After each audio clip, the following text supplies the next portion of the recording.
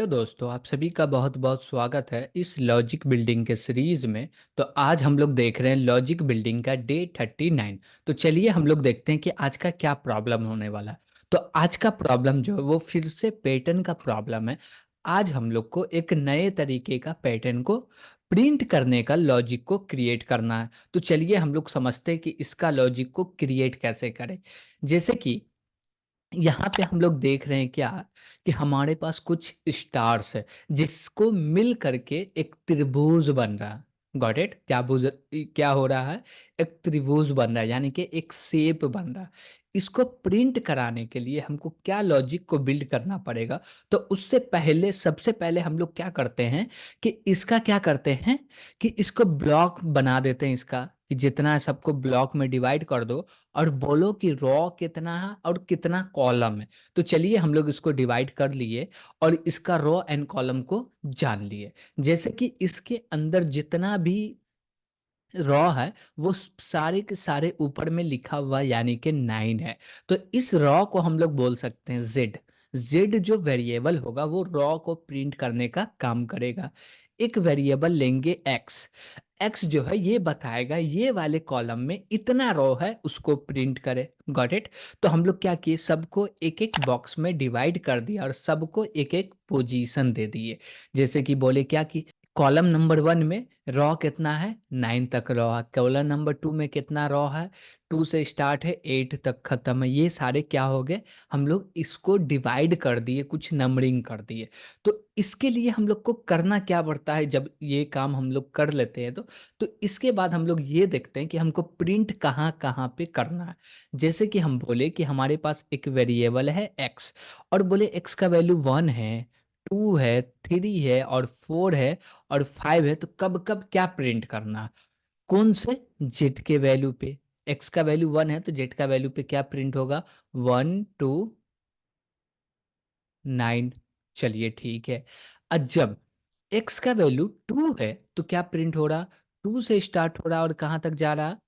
8 तक जा रहा। चलिए ठीक है। और जब एक्स का वैल्यू 3 है तो 3 से स्टार्ट हो रहा और कहाँ तक जा रहा है?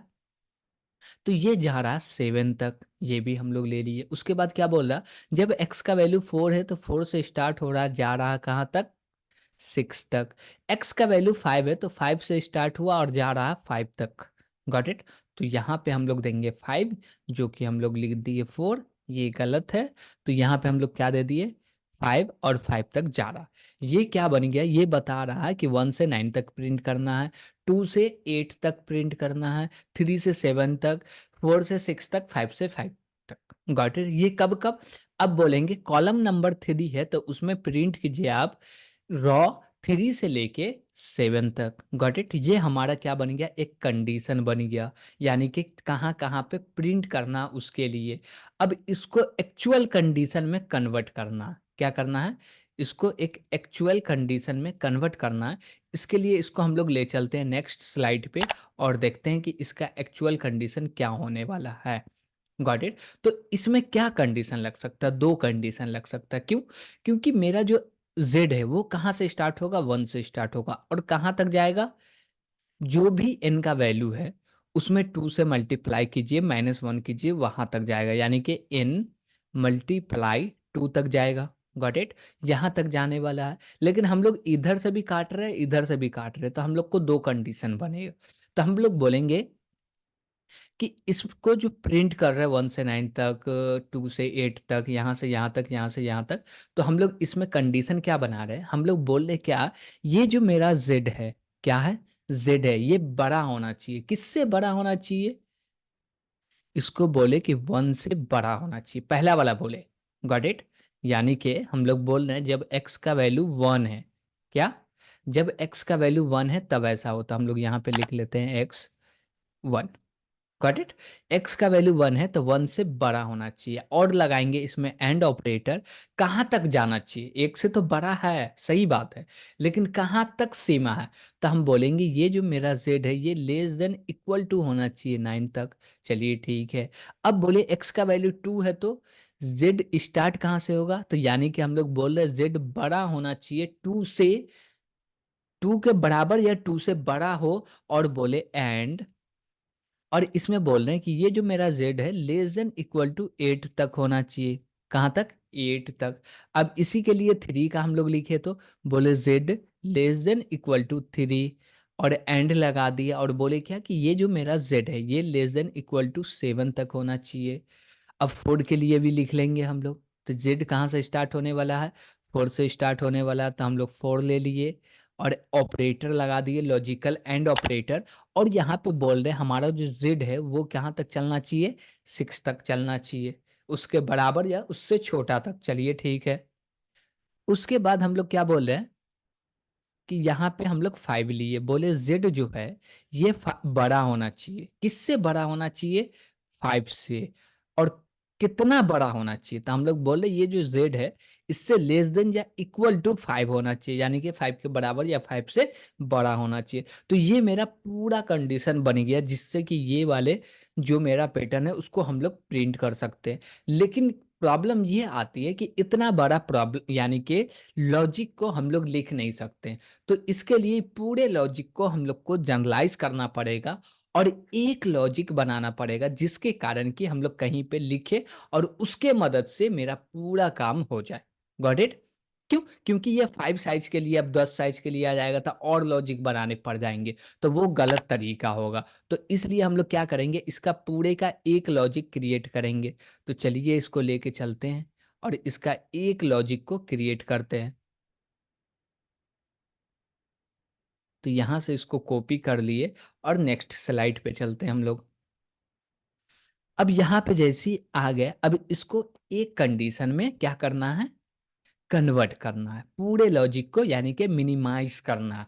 अब बोलेंगे जिसमें जो जो चीज सेम है, यानी कि ये जो 5 लॉजिक बना उसमें जो जो सेम है उसको पहले लिख लो। तो जेड सेम है, greater than equal to same है, और एंड भी सेम है, और उसके बाद फिर बोल रहा है z less than equal to, ये सारा सेम है। चलिए ठीक है। उसके बाद यहाँ पे देखिए एक चीज यहाँ पे समझिए लॉजिक, कि हम लोग जब बोल रहे हैं एक्स का वैल्यू 1 है तो 1 से स्टार्ट हो, एक्स का वैल्यू 2 है तो 2 से स्टार्ट हो। तो यहाँ पे हम लोग x दे देते हैं। क्यों दिए? x का वैल्यू 5 है तो 5 से बोल रहा, इसलिए यहाँ पे x दिए। x का वैल्यू जो भी होगा उससे बराबर या बड़ा होना चाहिए जेड को। चलिए ठीक है। अब प्रॉब्लम आती है इसका, इसमें क्या बोला जा रहा है कि x का वैल्यू 1 है तो ये 9 तक चले। तो हम लोग बोलेंगे क्या, हमारे पास एक n आया, क्या आया है? n आया है। n का वैल्यू मान लीजिए 5 है, ठीक। तो इसमें 5 कॉलम हो गए, क्या हो गए? 5 कॉलम हो गए। रॉ कितना होने वाला? 9 रॉ होने वाला। कैसे होगा? तो हम लोग बोलेंगे क्या, ये जो मेरा n है इसमें 2 का मल्टीप्लाई कर दीजिए, इक्वल टू 10 आ गया, -1 कर दीजिए, डेट इज 9 आ गया, ठीक। तो हम लोग बोल क्या रहे हैं, यहाँ पे हमको 9 लाना है। तो हम लोग बोले ये मेरा n है, इसमें मल्टीप्लाई कर दीजिए 2 का, कितना आ गया? 10 आ गया, माइनस कर दीजिए x, x का वैल्यू 1 है और 1 माइनस किए तो 9 आ गया। चलिए ठीक है। अब हम लोग देखते हैं कि दूसरे कंडीशन के लिए भी ये सही है क्या। अब जैसे हम लोग बोले ये x का वैल्यू 4 है तो 6 से स्टार्ट हो रहा। अब ये वाला हम लोग चेक करके देखते हैं। बोले क्या, n को मल्टीप्लाई कीजिए 2 से तो 10 आ गया, ठीक। और 10 में माइनस कर दीजिए क्या? 4। क्यों? क्योंकि x का वैल्यू 4 है। तो 4 माइनस किए तो इसका रिजल्ट आ रहा 6। ये क्या है? सही है। क्यों? क्योंकि 6 तक ही चलना चाहिए। तो यहाँ पे हम लोग क्या लिख सकते हैं, यहाँ पे बोलेंगे क्या, ये जो मेरा n है इसमें मल्टीप्लाई कीजिए 2 का और माइनस कर दीजिए x को। Got it? ये कर सकते। तो ये मेरा पूरा का पूरा कंडीशन बन के रेडी हो गया है। और जो हम लोग फॉर्मेट यूज करते हैं अभी तक उसी फॉर्मेट में इफ कंडीशन के अंदर इसको प्लेस कर देना, ये प्रिंट कर देगा। तो चलिए हम लोग आईडी पे चलते हैं और इसका कोड भी कर लेते हैं। हम लोग आईडी पे आ चुके हैं। यहाँ पे हम लोग को सबसे पहले हैजर्ड फाइल को इंक्लूड करना होगा।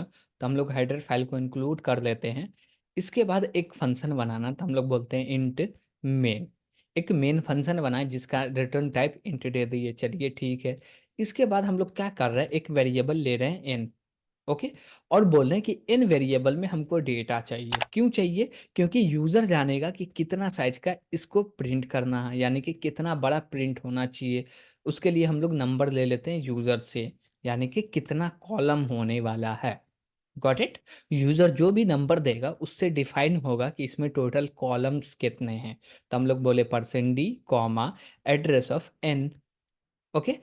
अब जाके हम लोग लूप लगाएंगे। लूप में क्या करते थे हम लोग, पहले सबसे पहले एक वेरिएबल बनाते हैं एक्स, इसको स्टार्ट करते हैं 1 से और एक्स को लेके जाते हैं इक्वल टू एन तक। चलिए ठीक है, और बोले एक्स को प्लस प्लस कर दीजिए। अब इसका ब्लॉक हम लोग क्रिएट कर लेते हैं, इसके अंदर और एक फॉर लूप लगाते हैं, यानी कि इनर फॉर लूप, जिसको हम लोग नेस्टिंग भी बोल सकते हैं फॉर लूप का। इसमें भी एक वेरिएबल बनाते हैं जिसका नाम रखते हैं जेड। क्या रखते हैं? जेड। और इसको स्टार्ट करते हैं 1 से और बोलते हैं जेड जो है वो जाना चाहिए कहाँ तक? 9 तक।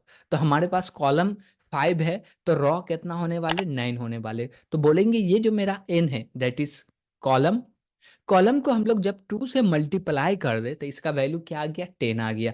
और हम लोग यहाँ पे लेस देन लगाए तो बोलेगा 9 तक तो कंडीशन ट्रू रहेगा, और जैसे ही 10 होगा कंडीशन फॉल्स हो जाएगा। चलिए ठीक है, और बोले जेड को प्लस प्लस कर दीजिए।